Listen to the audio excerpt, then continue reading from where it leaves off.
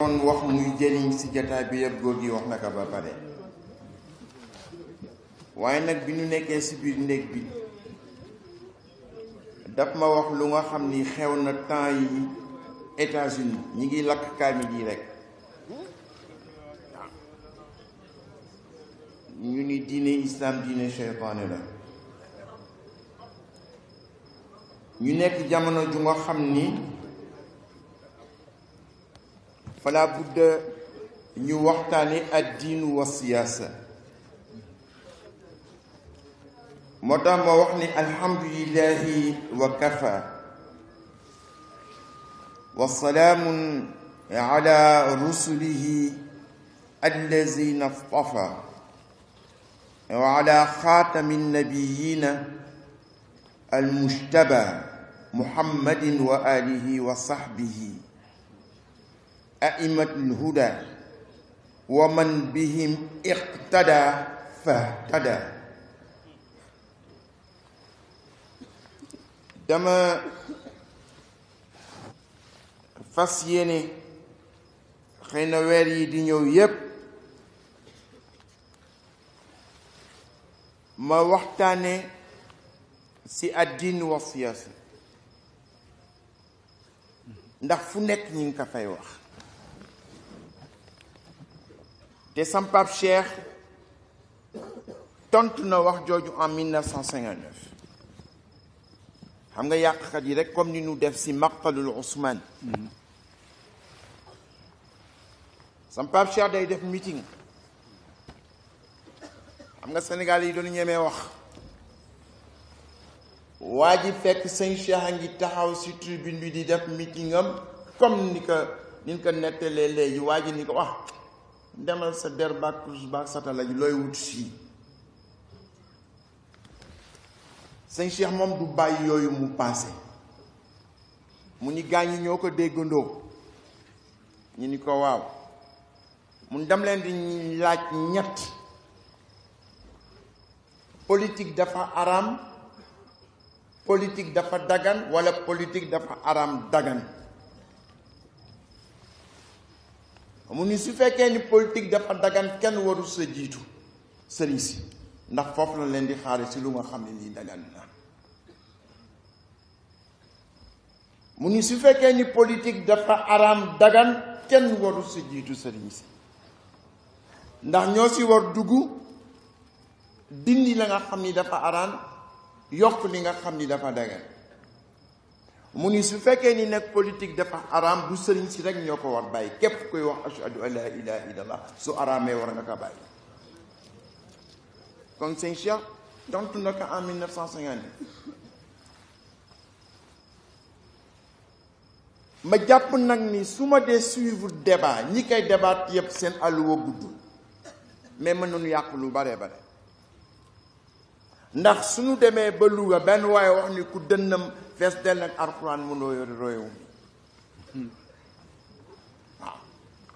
man ni kon de yonent mënul yor réew man ni kon de El Hadj Umar Fuuti yu mënul yor réew te sa maam sëñ Babacar daf ka tagg abu diini wa taqwa axu sidqi wal huda abu diini wa taqwa axu sidqi wal huda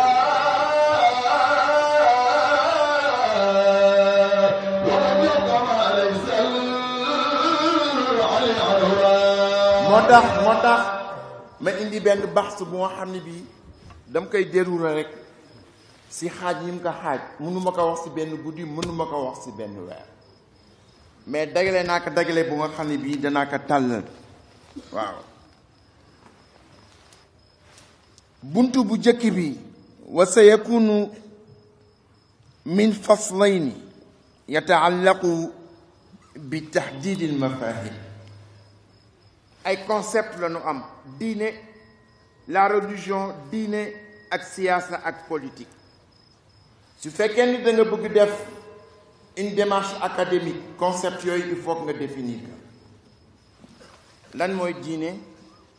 lan mooy siyaasa waaw tahdidul mafahim عن الدين والسياسة لغة واصطلاحا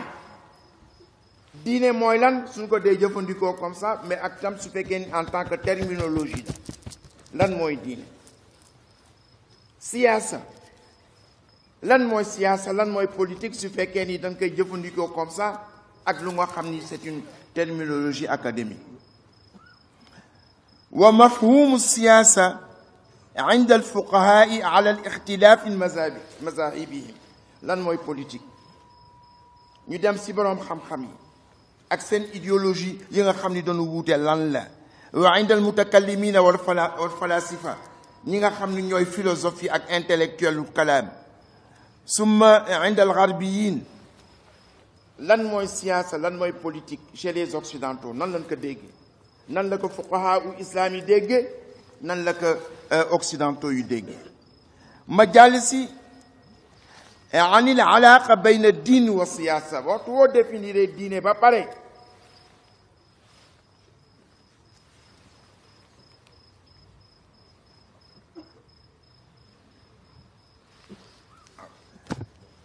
léegi su fekkee ni danga ko définir ba pare damay wax muqaddima bi rek laay wax door a yeewi ko mu dem muqaddima bi mais dama bëgg rek mu dégg muqaddima bi waaw alaqa la relation entre la religion et la politique bayna islamiyin les islamistes nan lañ ko déggee wa ilmaniyin aw ulmaniyin aw almaniyin nan lañ ko déggee fal islamiyun yarawna dururata al irtibat bayna diini wa siyaasa islamistes yi doon considéré ni kenn mënul teqale diine ak politique li adilla shar'iyya wa taarixiya ladayhim dañu am ay adilla dañu am ay preuve yu nga xam ni mën nañ ko wone minha fikratu shumuliyatul islam fikratu shumuliyatul islam mooy islam lépp a ngi si c'est ce qu'on appelle la complétude de l'islam shumuliyatul islam looloo tax ñu ni kenn mënu leen teqale wa ilmaniyun yarawna dururata al fasli baynahuma les laïcs considèrent que dañ leen war teqale ñoom ñaar parce que su fekkee dañ leen war boole dana indi ay musiba yu nga xam ni musiba yu doy waar la te li ma traité ci affaire boobu buntu boobu moo ci gën gudd wa fihi asluna sunu cosaan fan la ñu jëlee sunu preuve yi al ahkam wal mabadi shar'iyya wa radadna an ash-shubuhat allati yusiruha al ilmaniyun ci ay aaya alquran la ñu indi dajale ko indi sunna indi ay hadis dajale ko ba pare nag tontu li nga xam ni moom la laïc yi wax ci islam alaqa bayna diini wa dawla lan mooy relation entre la religion et l'état inda al islamiyin wal ilmaniyin islamistes yi lan lañ ci wax les laïcs lan lañ ci wax wa yatakawwanu fi sittatul fusul waaw ñetti chapitre la lan ci préparé après ma jaar xawla al ilmaniya ahiya xal aw al mushkila la laïcité est-ce que solution la wala problème la yi daal sëñ bi moom laa fas yéene tabarakallah di ko gëstu di ko tasaare nag ci conférence yu bare xëy na léegi ci guddi gi sa atakallama an il mafhumul diini fi l'islam mafhumu diini fi l-Qur'an al farqu bayna ad-diini wal islam wane ni al islam huwa awsa' min ad-diin su ma paree dinaa wax mafhumul siyaasa est-ce que politique am na ci alquran baat buy firi politique est-ce que siyaasa am na ci alquran ñaar yooyu daal laa bëggoon sëñ bi ma cof ko tuuti rek guddi gi dem na ba pare ñu jeewi la ndax am nga yeneen irtibaatat di kontaan ci teewaay bi nga teew fii couleur bi nga couleur suñu jataay li daal mooy sama projet inshallah projet bi nag dañu nekk contexte boo xam ne bi contexte bu difficile la ñu ngi jëm ci campagne électorale lu nekk daa ko dégg li Ousmane déggoon ba nu tëral ko ren bi wallaahi loolu yëpp daan ko dégg ñu lay sant di la gërëm di sant di gërëm sëñ Moustapha ak sëñ Pape Youssoufa Diop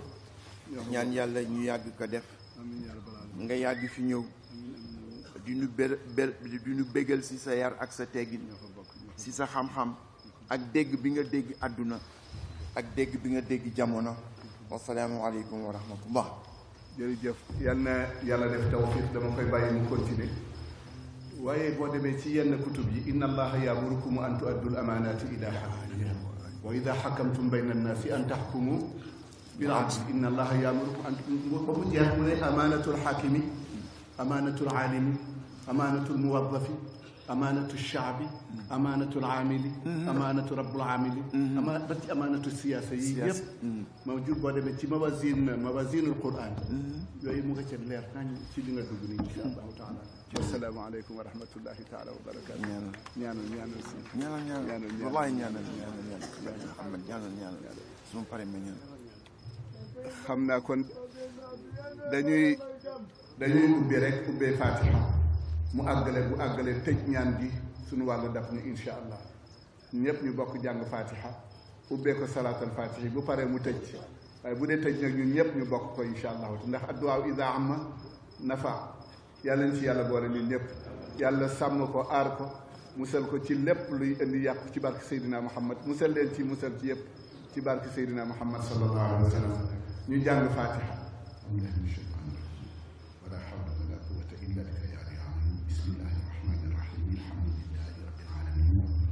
الرحمن الرحيم مالك يوم الدين إياك نعبد وإياك نستعين إياك نعبد وإياك نستعين إياك نعبد وإياك نستعين عونك يا معين وبك نستعين كن عونا معينا في قضاء حوائجنا بمحض فضلك وجودك وكرمك وبحق اهدنا الصراط المستقيم صراط الذين أنعمت عليهم من النبيين والصديقين والشهداء والصالحين وحسن أولئك رفيقا وحسن أولئك رفيقا غير المغضوب عليهم ولا الضالين اللهم صل على نبيك المصطفى ورسولك المجتبى والمرتضى سيدنا ومولانا محمد الفاتح لما أغلق والخاتم لما سبق الناصر الحق بالحق والهادي إلى صراطك المستقيم وعلى آله حق قدره ومقداره العظيم. ñu pare nag mu tëj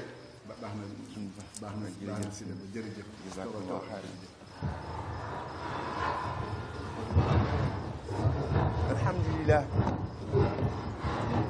alhamdulillah jamil alhamdulillah sant yàlla war na ci jaam yi ko jamil doy na fi ci wàllu tiijaan ku ko gis yi jamil defal ni alhamdulillah sant yàlla war na ci jaam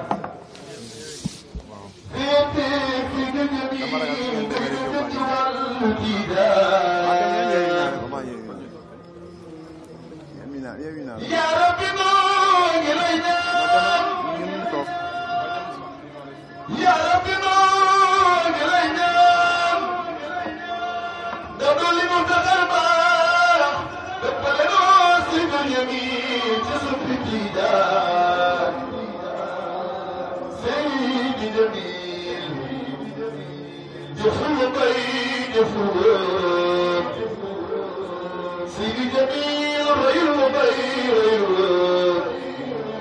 قلت سيد جميل تدريتني من عصبان سيد جميل وكل بين وخلوان سيد جميل فضلك بين فضلوان كفرت بين فضلوان ما كان في دار سيد جميل سيد جميل قطب رسول جميل فالمريم ويسيد جميل يبدأ قيتنا ويسيدنا محمد شلب ولينا سيد جميل سيد جميل سيد جميل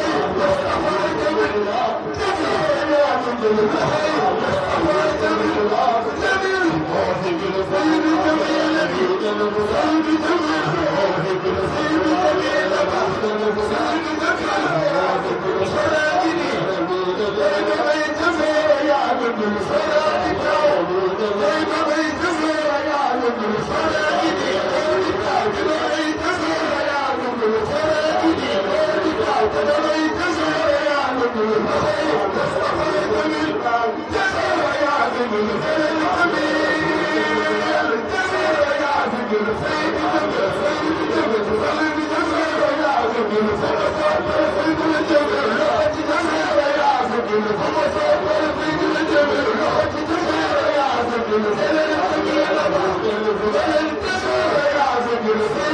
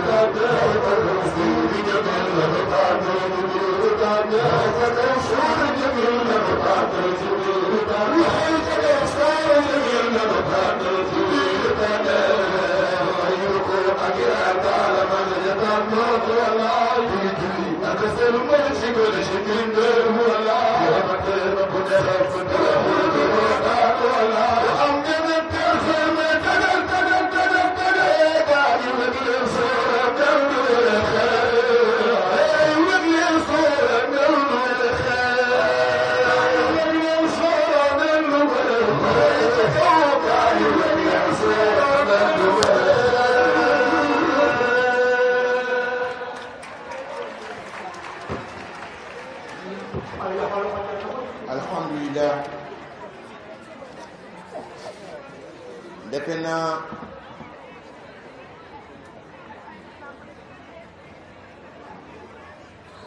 guddi gi ñu lu na borom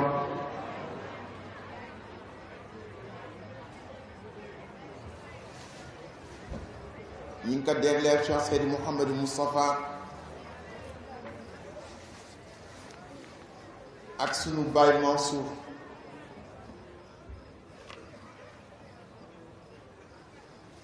sunu baay Mansour bëggal lu boppam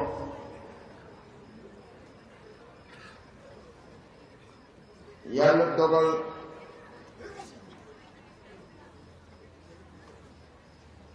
fu mu mës dem di faju à Paris ou bien au Maroc daf naan bu ko benn médecin laal tant que ñëwul ma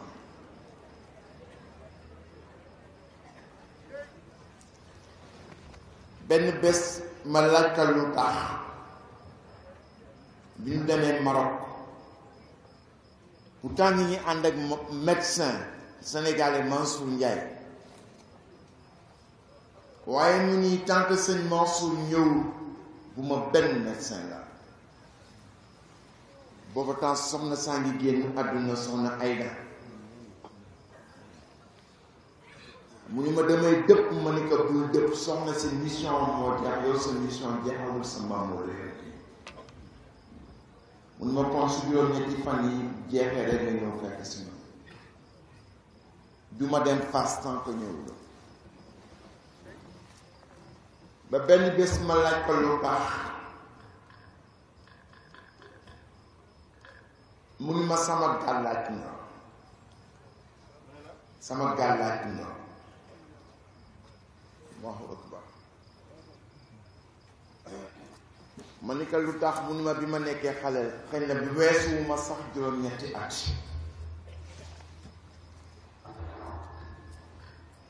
ñoom lañ ko jagleel falaa bu ñu nettali seen jaar-jaar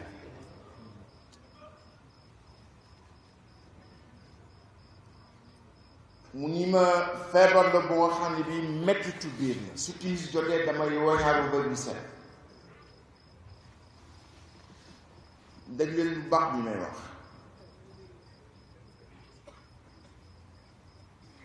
allahu akbar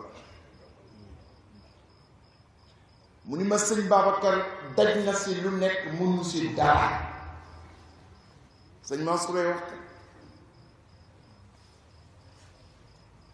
mu ni ma ba benn bés mu woo sëñ Moustapha mook sëñ Babacar ñu toog si ëtt bi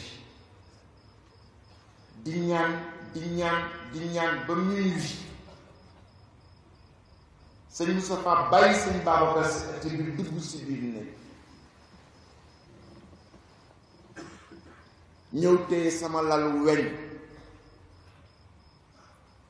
di jàng ba ma dal fekk sama biiree wañaaru kenn mënu ma téye bi ma dalee muy jàng di jàng ba ma nelaw mu tekki téere bi mu takkoon ñi ngi ko ëwee deru gaynde takkal ma bés boobu laa dégg yépp mettitu biir boobu mu ni ma deret gaynde gaa ngi nii musuma tax bi ko moom depuis bi mu amee 8 ans ba tey lu ma bare gàllaaj deret gaynde waaye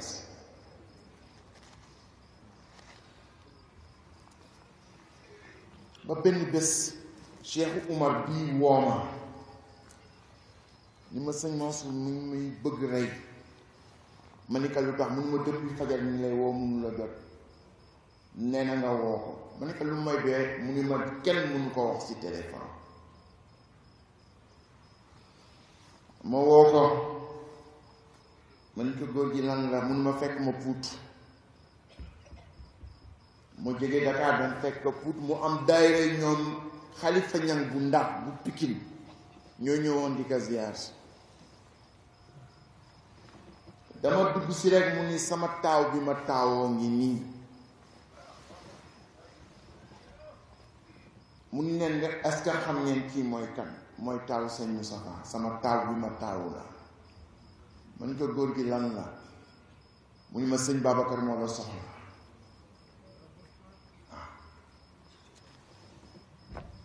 ndax sëñ Babacar ne politique bi ngay dugg di ci politique ñi ñaa ngi lay gasal ni nga xam ni moo daloon Maître Mbaye Sèye Babacar Sèye moom lan lay waajal waaye man Babacar taxaw na moo tax ñiy wax su yóbboo ñu mooy ko ni lu nekk nag ñu ngi koy wax lépp nag dégg naa waaw Babacar ni man Babacar taxaw na mu ni ma saafara bii ma la ko jox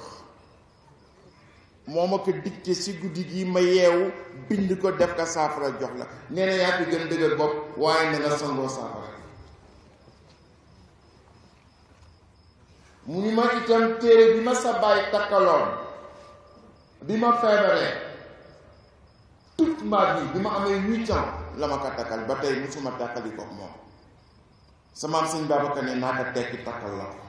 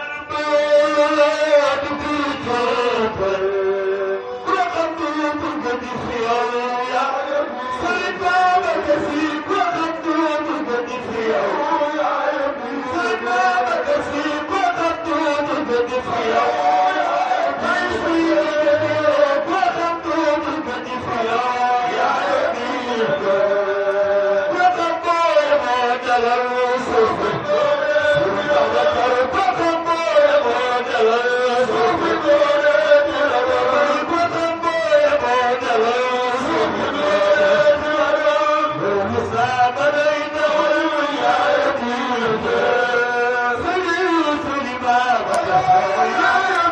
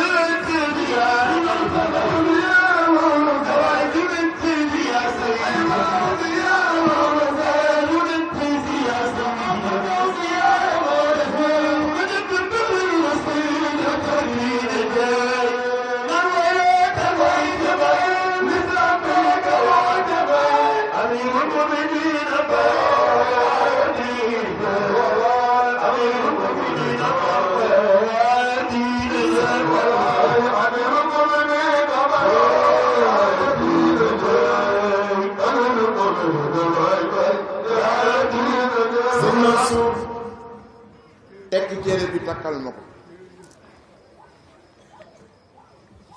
deru gaynde lañ ko ëwee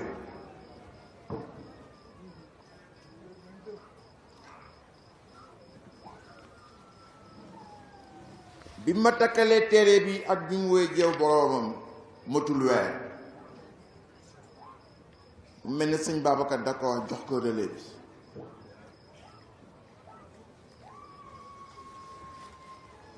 mu jox ma takk ko diggante weer boobu def na ni ñaari yëf yoo xam ni daawuñu ko doon def dem na seeti docteur te fekkewuma ko mu dindi téere bi takkal ma ko dafa mel ne téere boobu moo ko protégé diiru dund ndax dama demoon Sri Lanka bi ma jógee Sri Lanka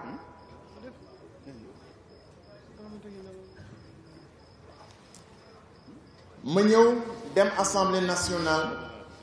session budgétaire comme session bi exactement session budgétaire ma toog booba temps dañuy def ay séance de nuit ma toog ba 11h du soir Cheikh Oumar wooma ni ma est-ce que yëg nga ni sa papa ngi ci hôpital man ko sa papa mun ma sa papa Mansour sëñ Mansour ma ni ka bon kañ mun ma fan yéen si saa si ma jox procuration comme vote budgétaire la Moustapha Diakhaté ni ko su vote amee nga voté en mon nom ma jógee fa dem si guddi gi hôpital ay 11h30 fekk réanimation si guddi ma dugg si rek docteur bi ni ma non visite interdite ndeysaan foo dem rek daal gis nit ku baax mu am beneen médecin ba ñu ko non bàyyi ko papaam lay seet si ma daal di dugg si fekk mu yeew ma ne ko papa lii lan la lii kañ la mun ma fan yii rek dañ ma doon defal benn petite opération rek ma ne ko yaa ngi am tan muy ma waaw maa ngi am tan mun ma loo ma indaalee tout le temps loolu la may laaj loo ma indaalee man ni ko am na lim la indaaleel parfum bu neex a neex a neex waaye indaale mu ko ndax assemblée nationale laa jóge góomoo woon ni danaa la fekk fii mu ni ma làmbal poche may làmbu poche boobu maa ngi dollar ñëw dollar rek a si nekkoon ma ni ko góor gi dollar rek a si ne bàyyil ma mun ma jox ma dollar yi ma génn di ko jox di génne di ko jox dernier acte bu mu am ak moom ma génne di ko jox ba def nii sama poche ba mu wóor que ni nekk daa nekkatu si mu ma waa baax mu ni ma ñaanal ma dooraa dem ma ñaanal ko ma ne ko yow tam ñaanal mu ñaanal ma daal di dem mu ni ma ëllëg na nga indi sama cadeau bi ma ne ko dinaa ko indi ëllëg fekk parfum bu neex laa ko jëndal indi ko bi ma ñëwee maa ngi fekk sëñ Habib si bunt bi mu ni ma yëg naa dollar yi ma ne ko foo yëgee dollar yi mu ni ma góor gi daal si suba ba tey mu ngi distribuer dollar yi doyewu ko dara médecin yeeg infirmier yeeg ñi nekk si gazon bi di bale ku nekk woo na la jox la dollar yi waaw ma jógee fa dem Koweït bi ma jógee Koweït ma jaar Abu Dhabi bi ma jaaree Abu Dhabi sëñ Habib woo ma ni ma foo nekk ma ni ko maa ngi Dubaï mu ni ma looy def bàyyi ko ma ni ko fu ngeen nekk mu ni ma ñu ngi Paris góor gi dañ ko yóbbu Paris fekk comme daf may laaj loo ma indil fekk avant ma yëg ni mi ngi foofu dagaleel naa ko cuuraay luy cuuraay si àdduna dem Dubaï jëndal ko lu baree bare daal di ñëw Sénégal teg sama ay bagage may werante damay yóbbu cuuraay yi si sëñ Mansour à Paris ou bien damay nekk ba mu dellu si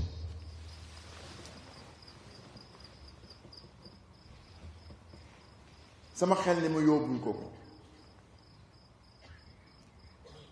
bi mu ko yóbbulee ma fekk fa problème mu rëy rëy sëñ Habib expliqué ma man kay est-ce que mën naa gis góor gi mu ni ma mën na gis góor yi mu ni ma mais il faut nga changer déguisement sinon docteur yi ma dugg dama dugg rek góor gi daal di xippi sëñ Habib ni ma yow da nga am relation particulière ak góor gi parce que depuis bi mu fi ñëwee mi ngi doon ñi ni nanu da nga dugg si salle bi rek mu yeewu ma indil ko cuuraay yi indil ko parfum yi indil ko robe bi xam nga woon ni bi mu koy jënd lool la ñuy sange sëñ Mansour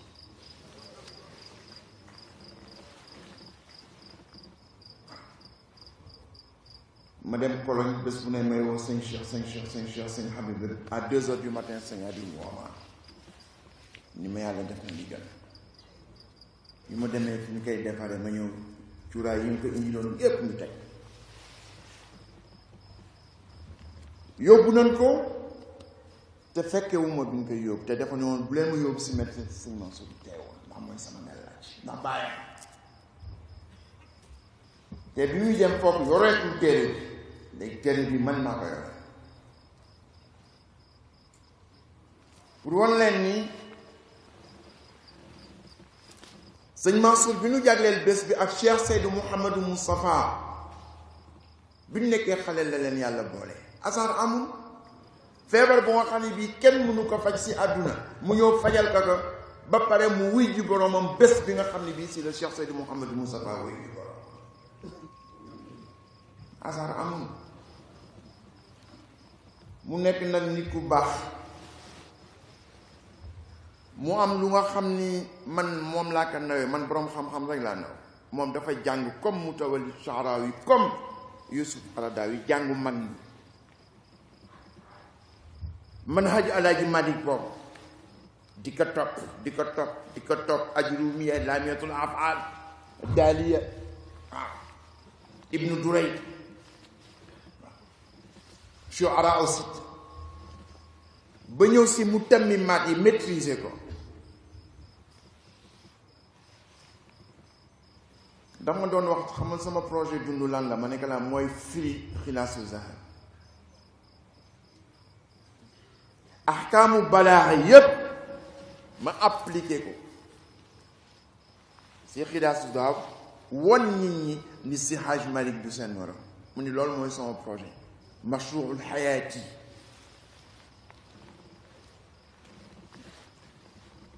kon nag bés bi ñu bokk yàlla ñu jàppante seen loxo di daagu sa barzaq Cheikh Ahmed Tidiane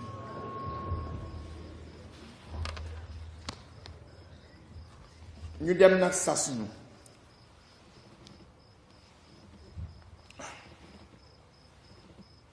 daf ma wasox bi ma commencé def politique mu ni ma sëriñ yi ànd ak nguur gi su nguur gi daanoo daanu ak moom mu ni ma yàlla baax na bi nga xamee ni si kër si Hadj Malick am na ku yëkkati baatam ba ñëpp dégg ko su nguur gi daanoo itam su fekkee ne am na ñu ànd ak bi daanoo moom waa ko si Hadj Malick daanu mucc parce que am na si Hadj Malick bu taxaw ba ñëpp dégg bi ma gagné le poste de député mu woo ma ñi ma foo nekk xam moom du la nuyu di wax asalaamaaleykum noonu foo nekk ma ne ko maa ngi Dakar mu ne ma waay doo ma nokkeel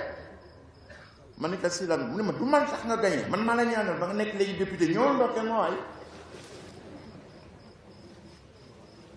ma ñëw fekk muy doxantu di ma xaar ma ñëw mu ne ma man maa la ñaanal ma ko tëj fii sama laboratoire ñaanal kon nag soo nekkee député ngay ñëw ndokkeel na mu nit ku baax lu ma neex na ko dafa fekk ni yëf sëñ Mansour kenn mënu ko noppi ba mu jeex kenn mënu ko wax itam ba mu jeex man chance bi ma am mooy dama nekk 40 ans à l'extérieur la ilaha illallah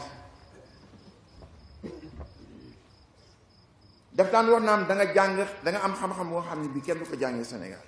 ma ne ko xam-xam boobu boo neeguma nga sax ndax talaguma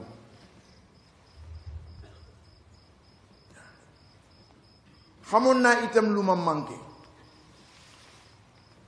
fexe naa itam ba mu jàngal ma téere yu nga xam ni ku mel na sëñ Mansour su la si jaareelewul mënoo ko dégg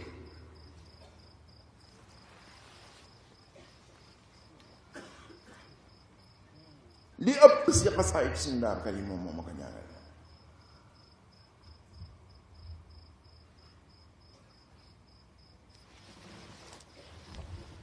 am na benn baytu si Hadj Malick bu sëñ Babacar bul ma fi fa fii adilla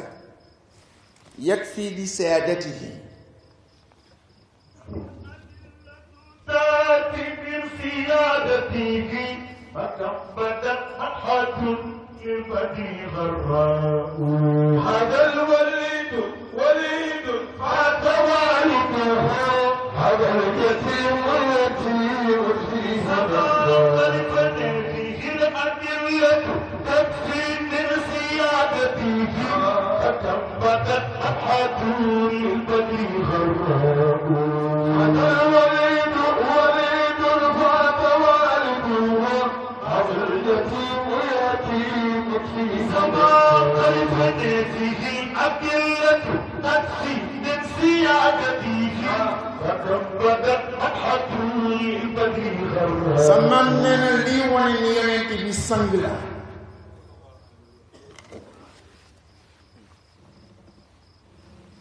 fii adillatu takfi min saadatihi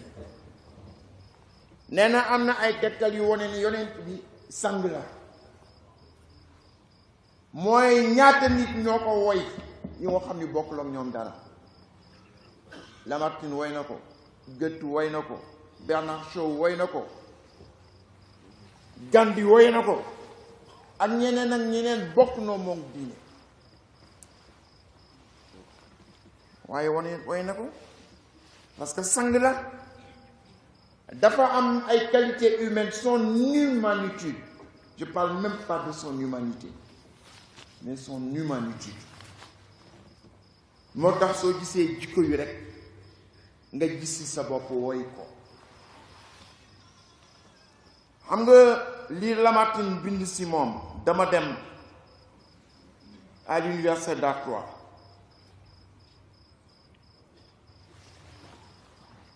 ñu invité ma sur l'islam face au terrorisme waaw man leen su ngeen jàngoon islam question bi c'est déjà répondu dans l'islam lui-même moo wone yi ñu woy yonent bi ma indi texte Lamartine bu nga xam ne bi mu ñëpp a kaar ñu bind ma ni ma lii Lamartine waxu ko man nga question bi ngeen ma posé bind leen ko def leen ko à l'écrit ma weer leen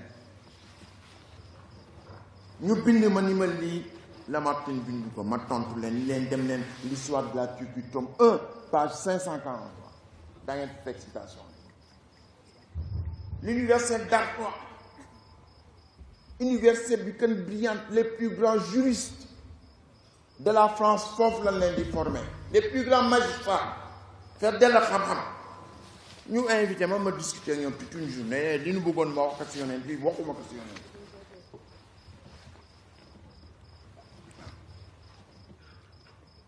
di fréquenter sëñ Mansour ba mu ubbil la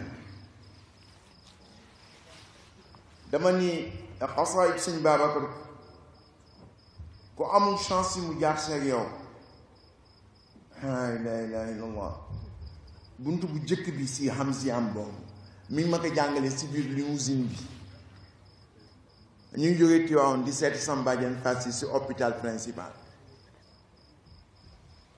mu ma kaama jàngale sa Hamzi maam bi man ñemewul ko firi ndax dama laaj sëñ Babacar ma ni ko pourquoi doo gàmmoo sa Hamzi bi nga bind si yonent bi mu ne dama ko ñeme mun ma wolof lu bees ànd ak yow su mu ko commencé gàmmoo ñu bàyyi fi laa susan ak gàmmoo Hamzi bi mun ma waaye yow sët nga kaay ma jàngal la ko ëllëg même soo ko gàmmoowul ñiy gàmmu suñ ko jëfandikoo suñu gagee yaa leen di gàggal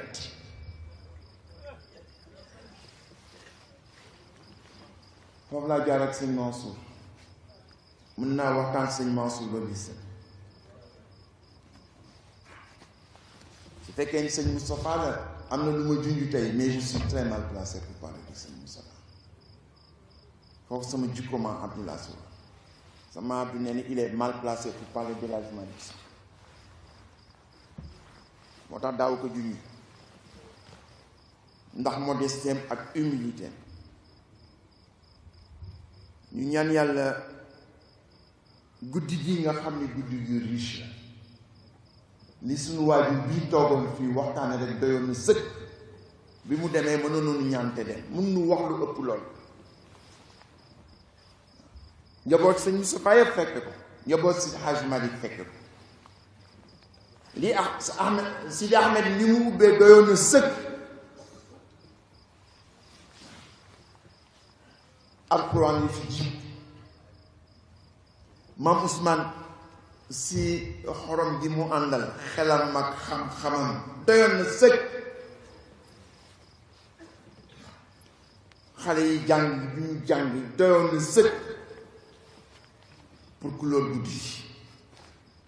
mais dafa fekk ni comme ñoom lañ ko tuddee falaa bu dañu waxtaan si ñoom maa ngi naan Pape Sow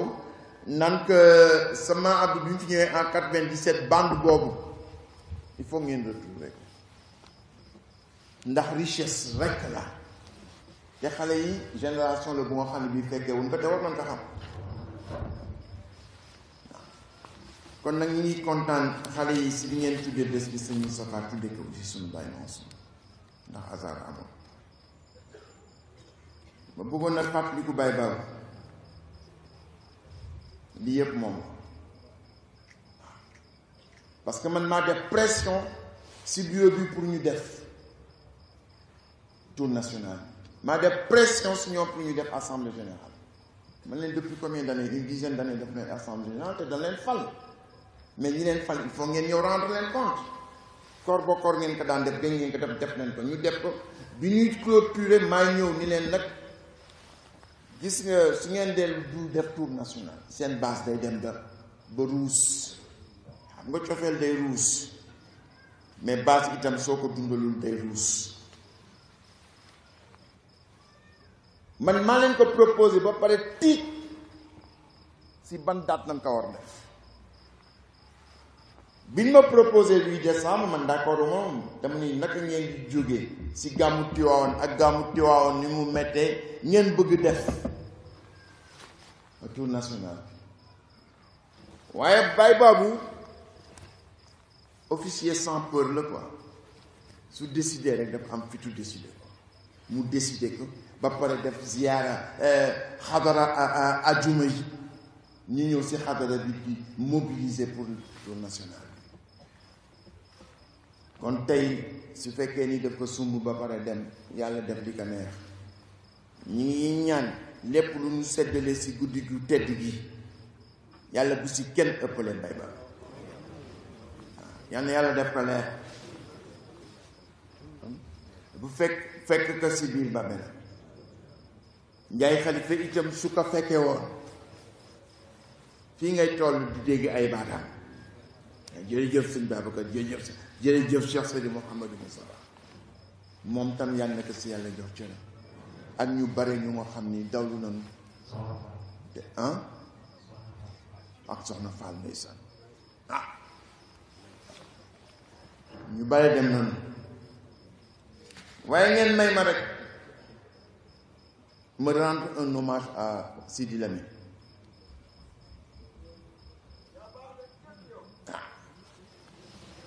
ndax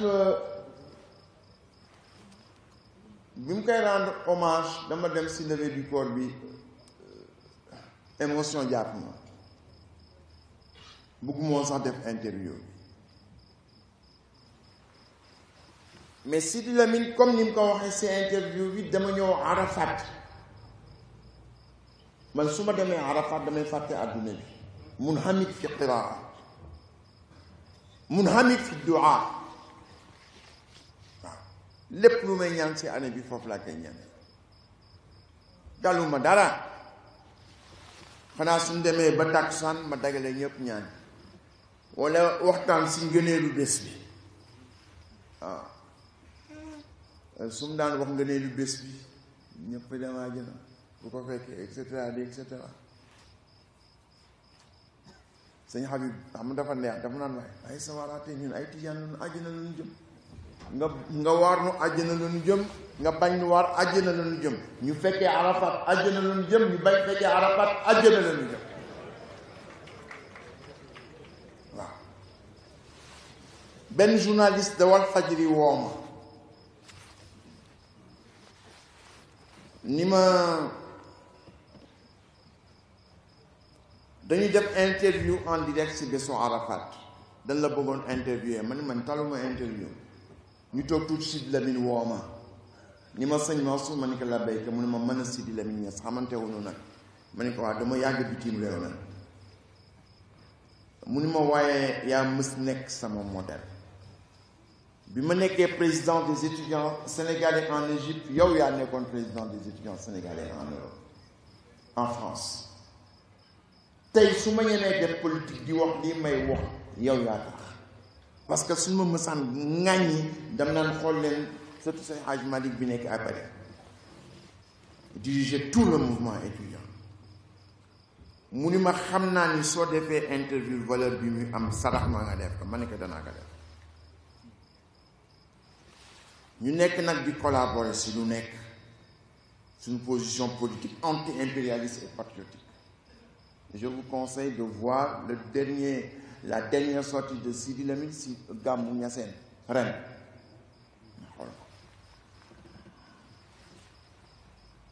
benn bés ñu jógee assise nationale parce que moom il avait des positions patriotiques d'accord moom si lépp lu muy def politiquement mais il avait des positions patriotiques ñu jógee assise nationale yi dugg sama oto ma koy déposé ñu dem ba si yoon mi ñu ànd ak benn doomam mu ni doom ji soo dee roy bul ma roy royal kii ba pare ni doom ji soo ma gisatul kii mooy sa baay def naa mooy doom ji sëñ Cheikh avocat bi wala keneen daal en tout cas benn doomam la mu wax loolu di ma suivre ni ma nag en 2012 si tu n'es pas candidat tu vas décevoir les gens parce que loolu la ñu yaakaar si yow man mën naa nekk candidat waaye li daje si yow si wàllu xam-xamu diine ak xam-xamu àdduna man dajewul si man su dajewoon si man ma nekk candidat dafa jot doomu sëriñ si nekk candidat.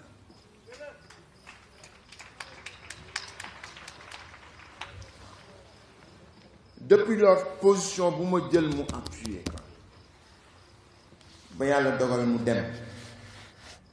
dem bu bette ak dem bu ambu et je suis ambu.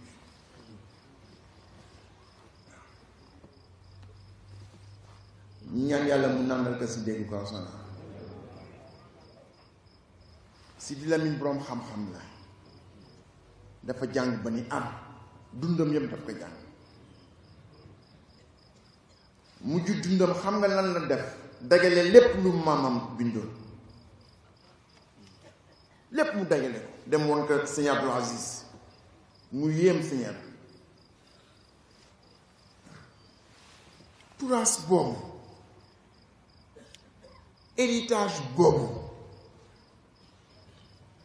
héritage Seydi Hadji Malick héritage suñu maam Sëñ Touba dama jàpp ni ku ko xamul mënoo yor réew man loolu laa gëm.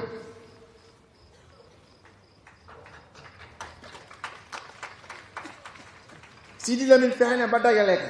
ñun toujours ñu ngi ko dagale li sunu maam bind xoolal xilaasu zahar ba tey bindu loxo lañ koy bindee léegi commencé nañu di ko muul il y a 2 ans lañ ko commencé muul mais bindu loxo lañ ko daan bindee soo ko bëggee am da ngay dem librairie yi parterre yi téere bi nga xam ne moo gën populaire su Sénégal waxuma rek samedi ak dimanche mais 365 jours yaa ngi fini xilaasu zahar mooy téere bi gën populaire ci Sénégal.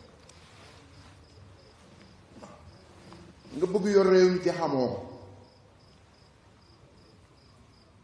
xamoo li Sëñ Tuubaa bind xamoo li Baye Niass bind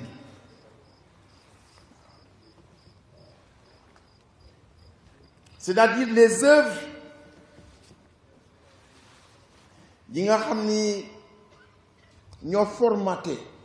l'imaginaire collectif du Sénégal. Tu veux diriger le Sénégal te xamoo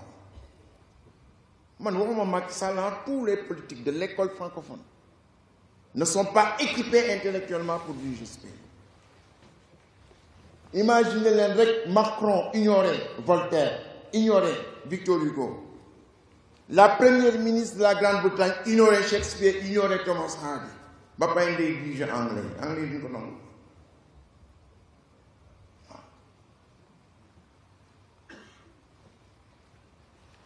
waaye lu day ne œuvre boobu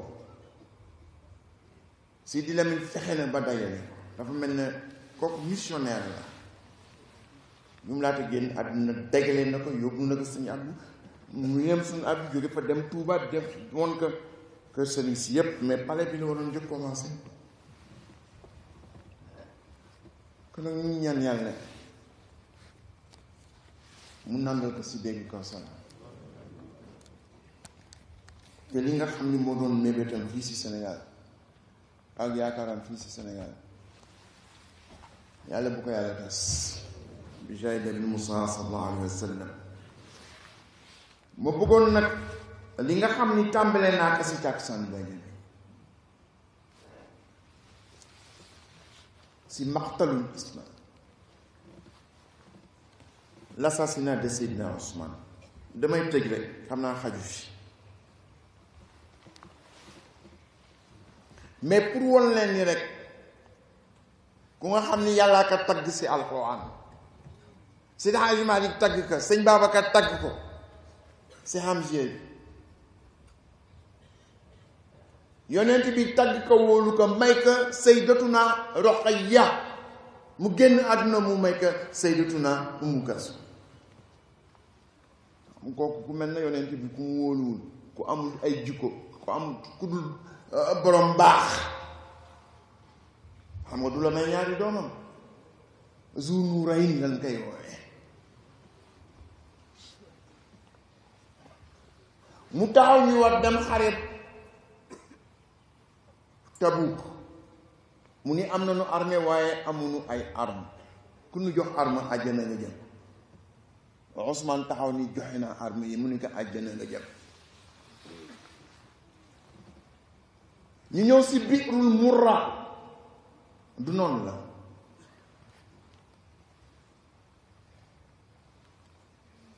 benn teen la woon bu nga xam ne bii teenu Medinatu Munawwara yépp ndox mi dafa jeex xaw ma nu ñu koy waxee seen day wala xaw ma day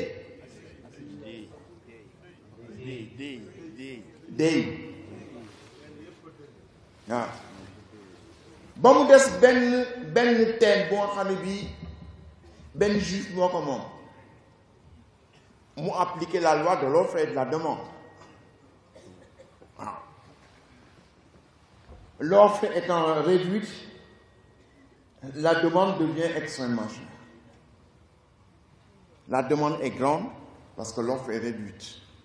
Et parce que la demande est grande, donc c'est une loi économique éternelle. mu commencé di chantage ku bëgg naan bi jullit daa ñëw sukk si moom mu nàndal la yonent bi ni kan moo bëgg jënd teen bi ku ko jënd dem àjjana Ousmane jóg ni man dama koy jënd bi mu ko fayee ba pare man développé naa ko taxan bàjjeni bi c'est pas la peine de me souvenir bi mu ko fayee ba pare yonent bi ni Ousmane du defati lu bon lu ko yóbbu safara waaw lu ko neex na am si bàkkaar du dem safara. Malgré ça, malgré témoignage yooyu yëpp moo am ay nit yoo xam ni comme ni ñu defee sama cas lu nekk rek ñu génne ko di wax ñu nga xam ni amuñu benn sikk amuñu benn ay Alxuraan tagg na leen mag ñi tagg na leen yonent bi tagg na leen yonent bi montré na leen seen confiance ummatul islamiyya tagg na ko.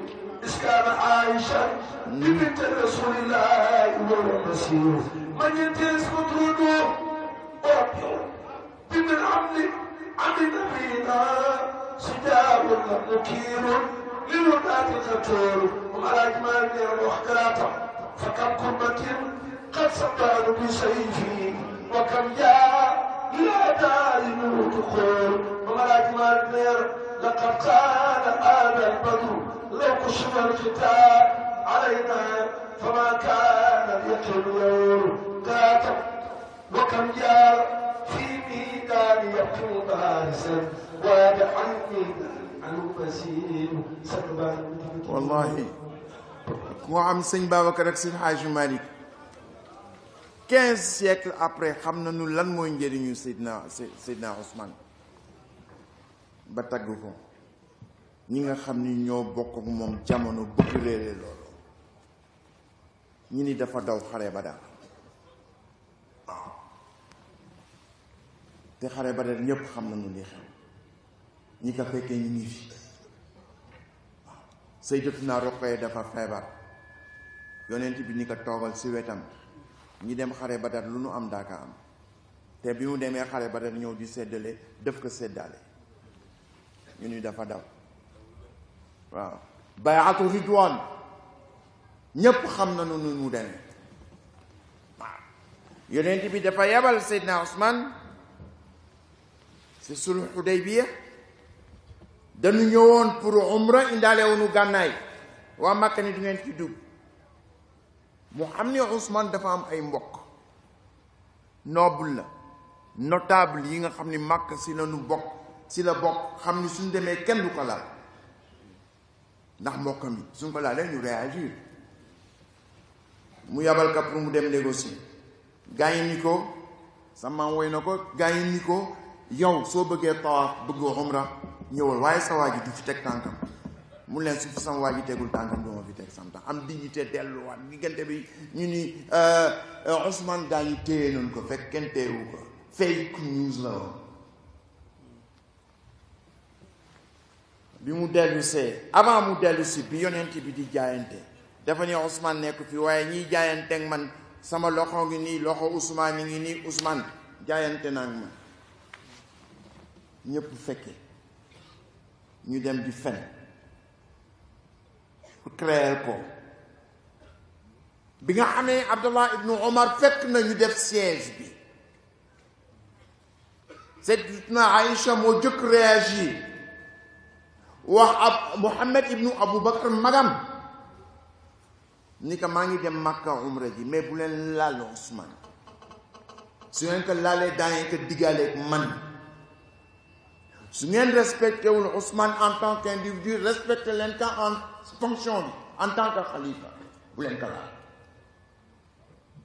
magam de mu mbokk ak ndey bay Muhammad ibnu Abu Bakr waaye biñ ko laata rey Abdallah ibnu Omar dafa dégg coow li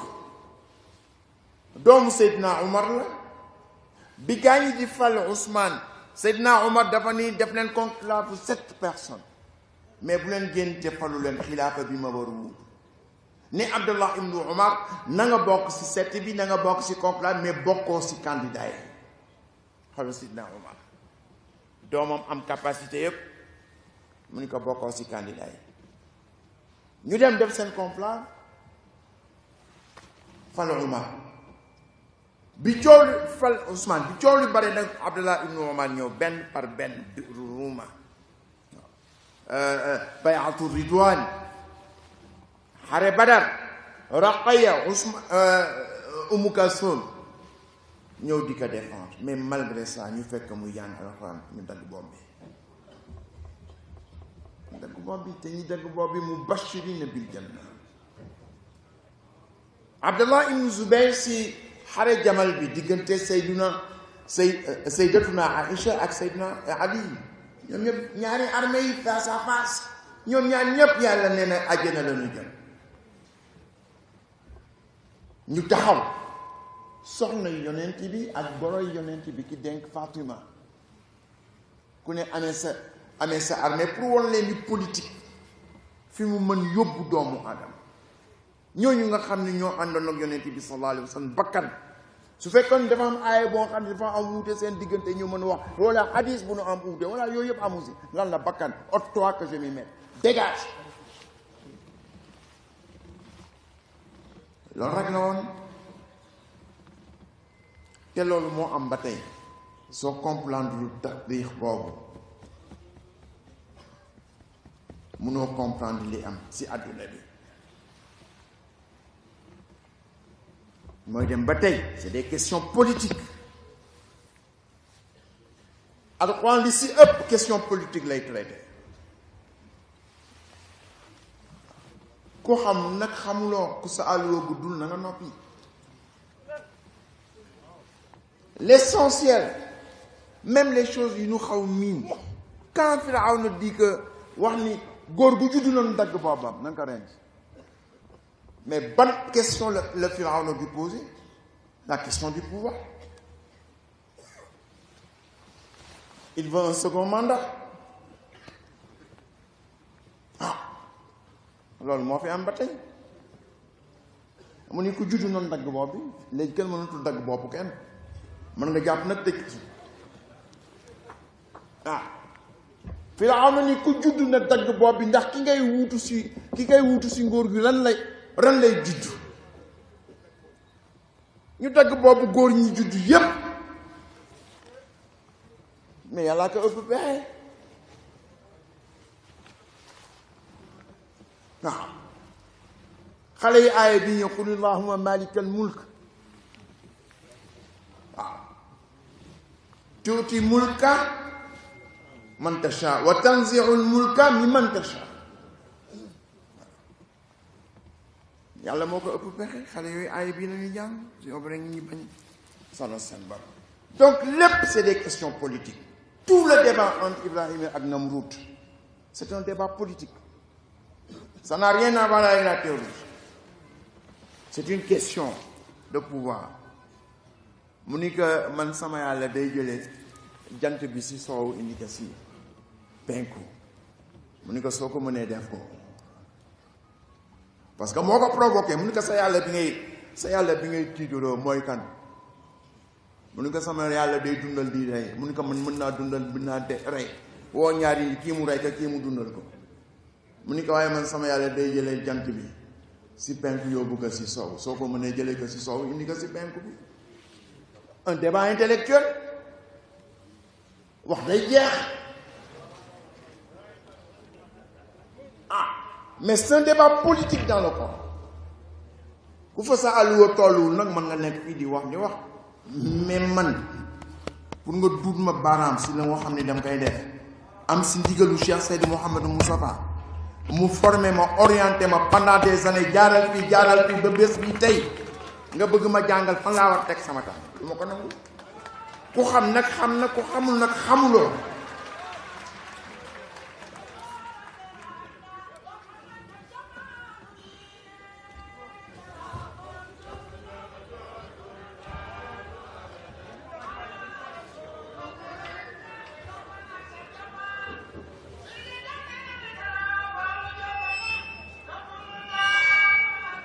waaw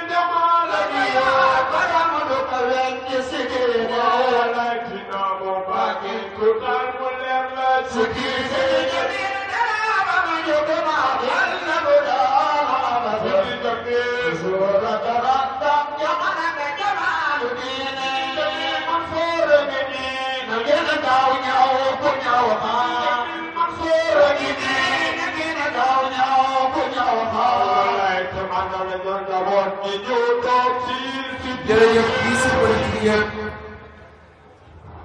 sama si Hadji Malick jigoon na ko waaw gis nga bayt bi ëpp importance pour man si bayt yi ëpp importance si xilaasu zahab bayt boobu si la bokk parce que soo ko maîtriser daa comprendre lu bare si jamono gis nga fii ñu toll si Sénégal da ngay lire lu bare bare jàng lu bare bare pour dégg sëñ Babacar ak sëñ Hadji Malick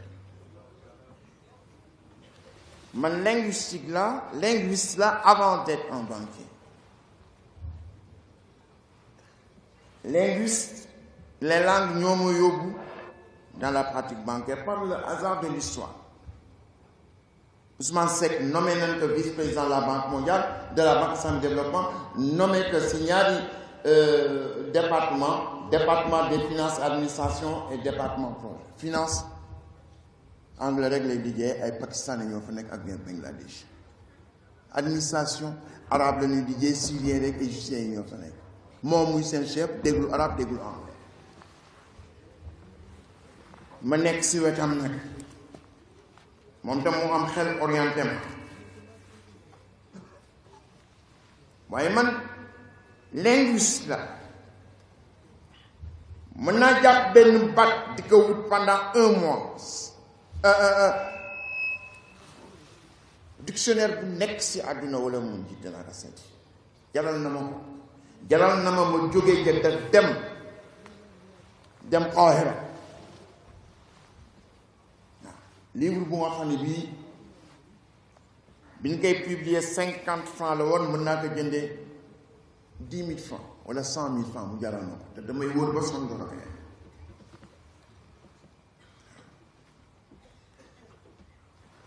fexe naa nag ba mag ñi biñ fi nekkee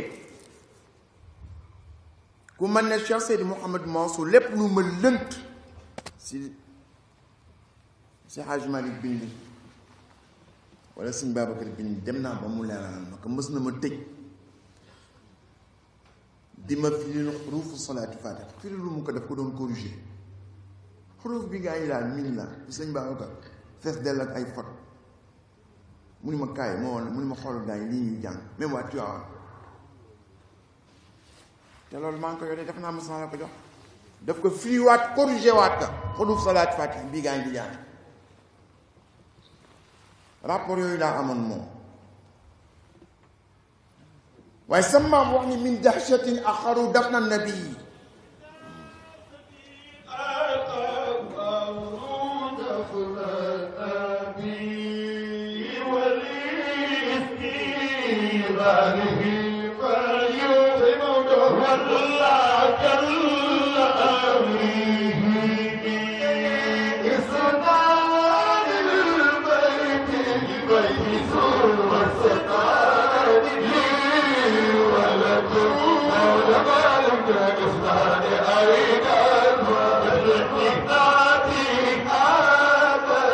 sama maam nee na min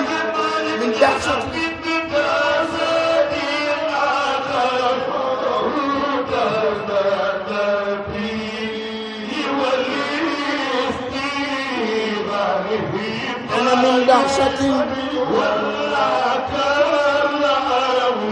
min dahshatin imaam su ni ma soo tombee si jaral majuru bàyyi ka fa bu ko firi demal wuti fi'l ak faa'il bi ni min dahshatin cité akharu dafna nabi min dahshatin wal ishtighalihi min dahshatin waaw bi si lan la jóg si lan la dellu min dahshatin wal ishtighalihi man ta wala kalla boobu fa lépp nekk problème yi am après yëpp si kalla boobu jafe bi mu jafe diisaay bi mu diis impréparation bi nu am mu bett leen ñoom ñëpp ñu dof ku nekk di ko essayer rek la lim la neex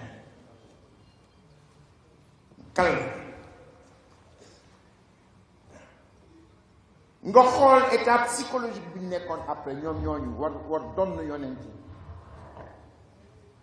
ñii muuma ñii lafañ ñii mënatuñu wax yonent bi loolu la bàyyi gannaaw nubuwoo dem na yàlla dootul wàccati xam nga yàlla daf daan wàcc bay wàcc si affaire yu nga xam ni scène de ménage qad samia allahu qawla allati tujadiluka fi zawjiha wa tashtaki ila allah qad samia allah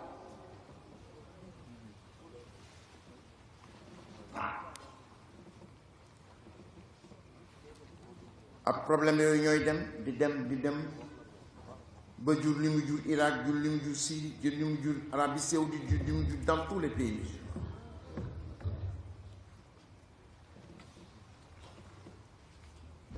ñun fexe nañu ba maîtriser loolu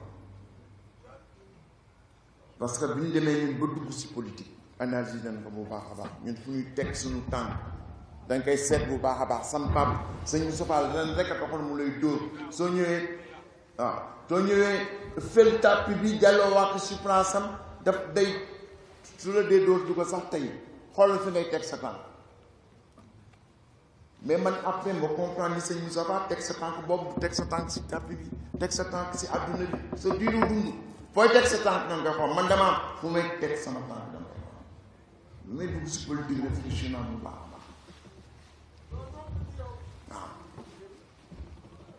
ku mu neex nag nga wax lu la neex mais man xam naa fi may teg sama gis nga am na benn góor gu dugg Youssoufa Touré bu mës wax Ahmeda ni que sa frère bi de dafa dugg si politique mu ni ko waaw mu ni ko daanu ko si jéem dindi mais bu mu nangu ndax fi ñuy noseeg di noccee su fekkee ne ay saay-saay rek ñoo ko wër du ñu nos lu baax du ñu noppi lu baax mais ku mel noonu moom su si duggee ñoom mën nu ko yóbbu si seen jikko waaye moom mën na leen xëcc indi leen si jikko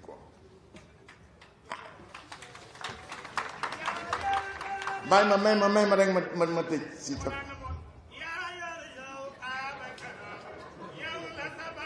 may ma tëj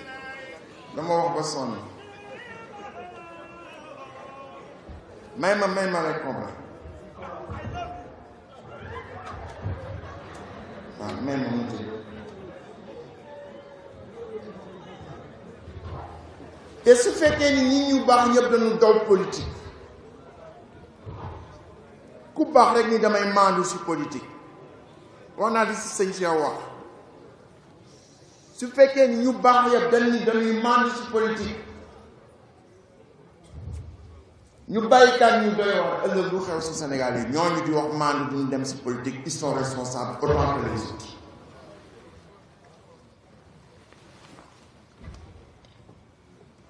moo tax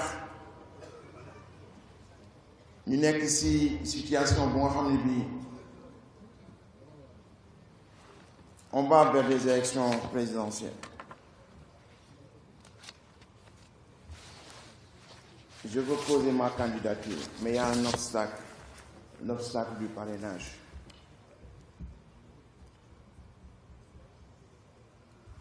te dañu kuy dem ci guerre da ngay tàggu sa ay mbokk soo leen tàggoo am na ñoo ànd ak yow am na ñoo xam duñu ànd ak yow mais daanu ñaan mais am na ñoo xam duñu ànd ak yow lu yàlla amul kenn mënu ko am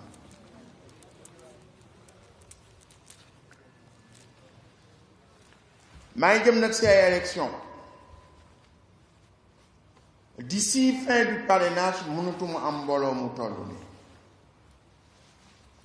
l'élection présidentielle, ce n'est pas une élection législative ou bien une élection locale. C'est le rendez-vous d'un homme avec son peuple. Donc, ça m'a rendez-vous là avec le peuple sénégalais. Le peuple sénégalais, composante, bi am importance, bi si ëpp importance pour man, mooy ñu daje fii tey. Donc c'est mon rendez-vous avec vous. Et quand je dis peuple, c'est tout le peuple. C'est pas le peuple Tidiane kese kese. Sëñ Moussa dafa ni ma looy def lu ne na nga fexe ba xam ñi ngi koy seqal ñan la soo ko xamee fexeel ba nu gis seen bopp si.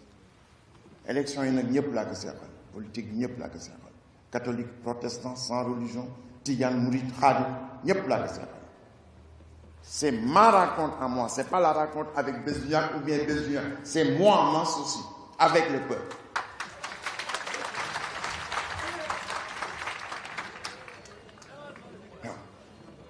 Ça me rencontre man avec mon peuple et vous êtes mon peuple. Et Khamnani,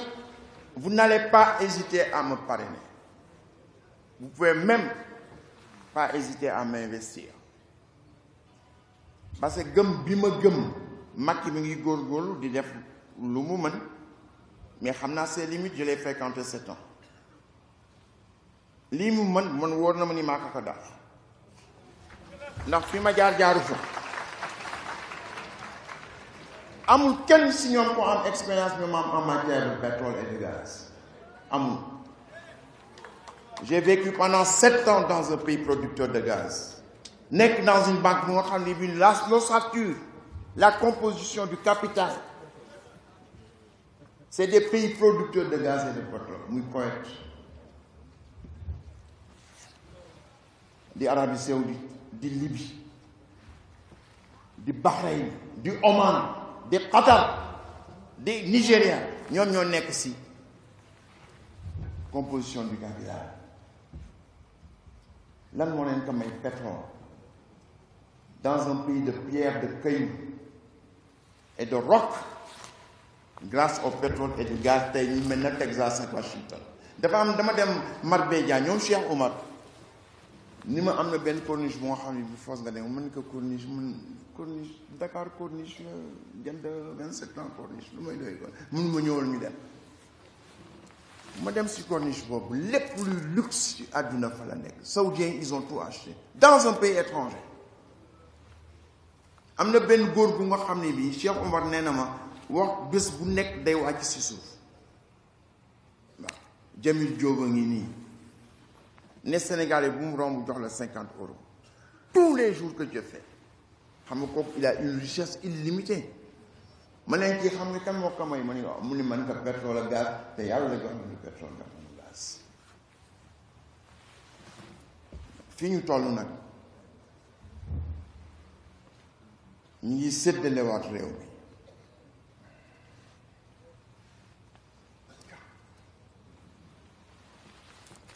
te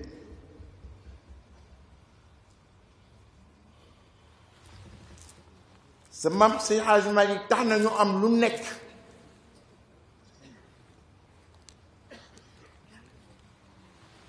nga nekk si réew mu nga xam ne bii sa maam liggéeyal na la foo dox si mbedd mi ngi jox na ñaari loxo waaw Macky Sall amul loolu soo toogee si kaw ñu toog si suuf Macky Sall amul loolu koron bu yéene na la génne si poosam jox la mu bare mu tuuti Macky Sall amul loolu ma dagalee mbooloo mu toll ni amoo kenn ku ma jox 15 nii la ñëwal Macky Sall en est incapable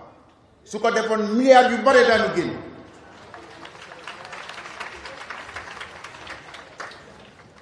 Macky Sall amul loolu waaye am na lu Macky Sall am te awuma ko damay dem Kaolack ñu dem ba ci arena ñu bloqué sama oto pendant 4 heures de temps parce que c'est la voiture du président qui passe loolu mën a awma ko sama abdini su élection ñëwatee ñi ñu jël réew mi di ko teg ci seen loxo nan ko seetaat may xalif général des Tidianes li may am solo Abdou Diouf su ko neexee du ma génn réew mi man awma loolu Macky Sall am na ko tey su ko neexoon du ma génn réew mi li Cheikh Ahmed Tidiane waxoon Sultan Souleymane Cheikh Ahmed Tidiane dafa jógee Aynou Madi ñu expulsé ko mu dem en Turquie xam nga lan lañ ko accusé de trafic de devises les Turcs mu ñëw Fass nekk ci sub bi ubbi jaaraam di jàngale Sultan Souleymane boroom xam-xam la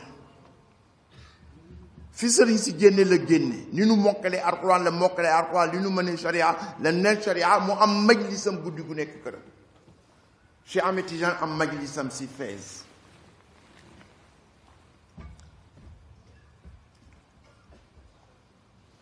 mu am sëriñ dafa fiir ñi nekk si majlisu buur bi jékki-jékki rek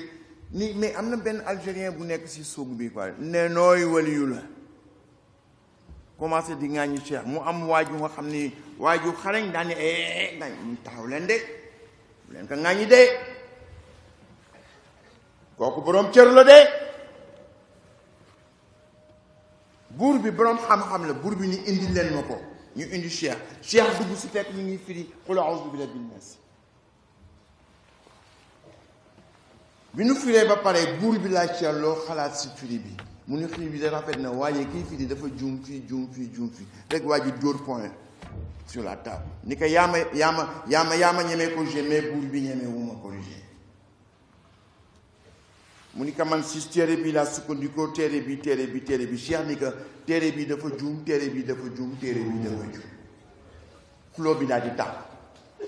buur bi daal di génne ñëpp arrêté séance bi ñëpp génnee mu ni woo leen ma Cheikh ñu woo Cheikh Ahmed Tidiane mu saafoonteeg moom ni ko danaa la seet si buur bi de mu dem seeti Cheikh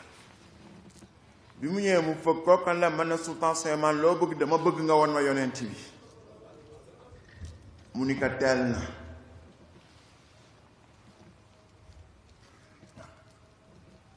sa ëllëg sa même heure mu ñëwaat Cheikh ni ko negam jaral na la lii danaa la war yonent bi soo demee daa gis benn bayal bu nga xam ne bu dafa ñuul kukk soo duggee tuuti rek daa gis yonent bi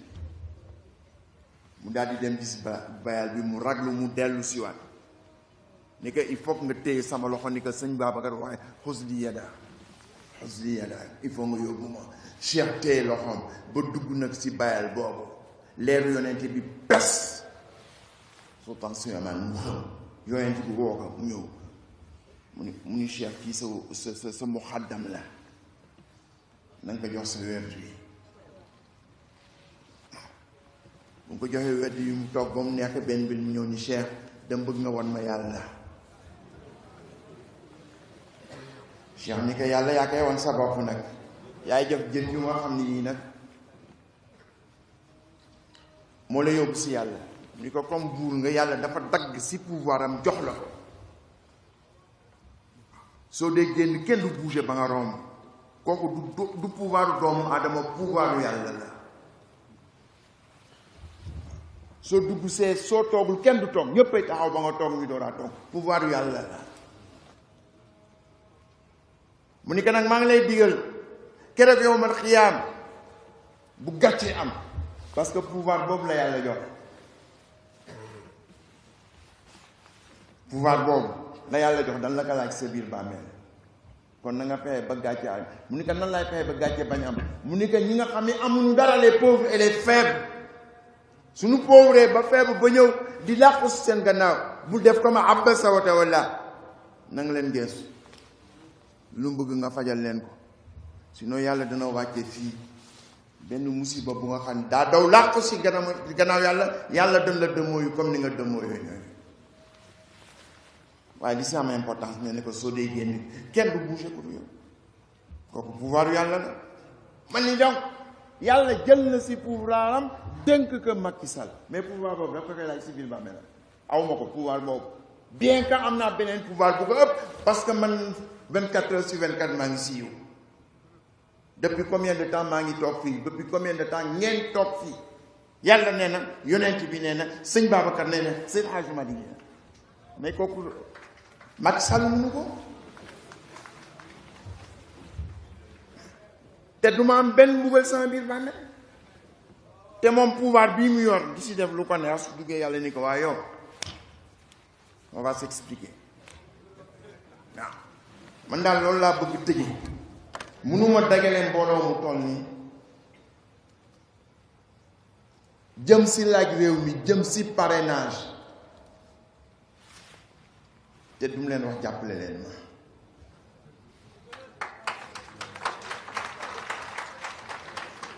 ça c'est mon droit élémentaire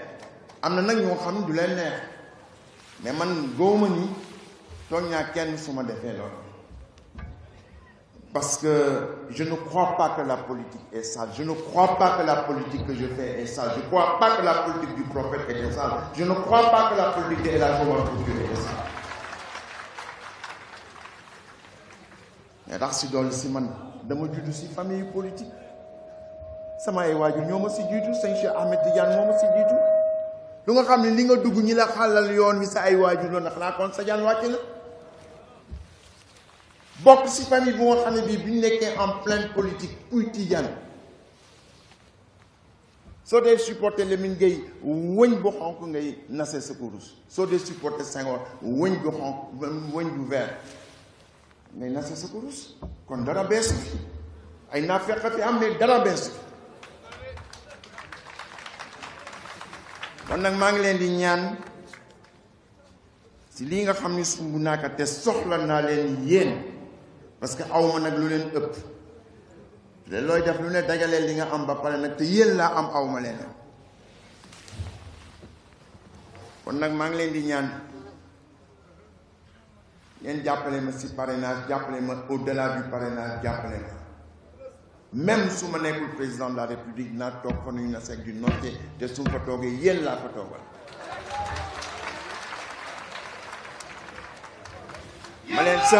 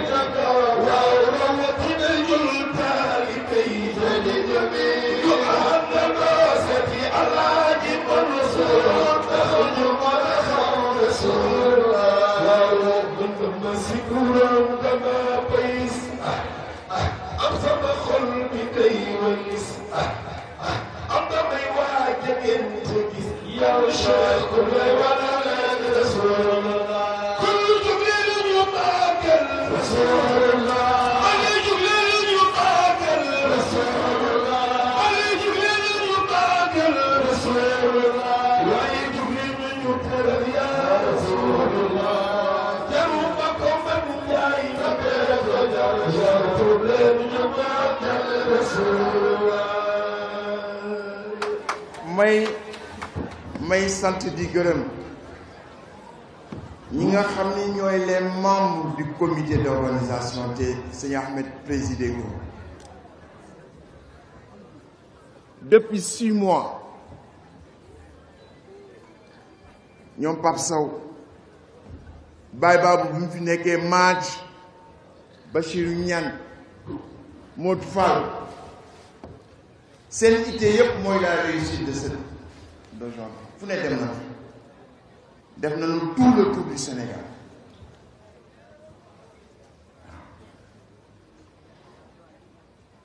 fu ne dem nañ fa pour que réussite tey bi waaw waaw waaw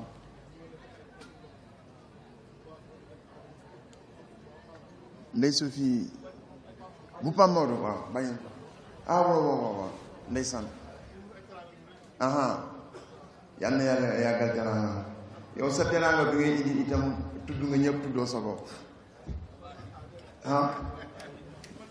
tudd nga ñëpp tuddoo sa bopp yal na yàlla yàggal ko dama bëgg rek faire mention spéciale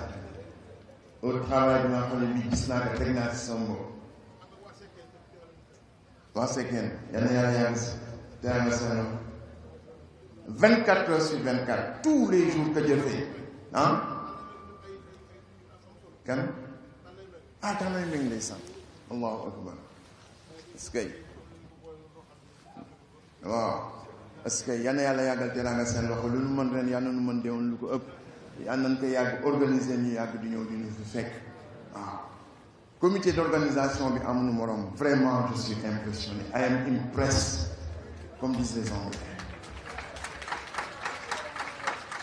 xam nga lan moo ma impressionné degré d'organisation yi man organisation rek la bi ma juddoo ba tey damay organiser kenn mënu ma nax sama organisation soo dee tricher xam naa ne da ngay tricher mais yéen tricher wu leen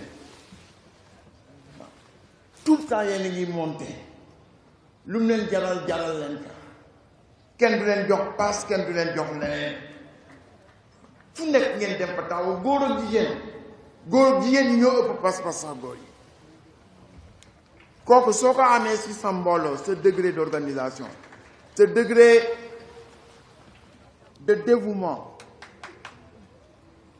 waaw ce don de soi cet oubli de soi pour une cause du jaaxal kenn ndax Cheikh Seydi Mouhamadou Moustapha moo leen préparé ci loxo boppam waaye tey su dellu si woon dana bëgg waaw ndax bi may wax bàyyi xel xale yi waxuma nan la ñuy bàyyee xel xale yi mbégte moom préparé woon na ay xale boppam ba pare vraiment ñoom ñëpp tant qu'ils sont degré d'organisation bi nag ëllëg fii les 4 mois quand je serai président de la République nous aurons besoin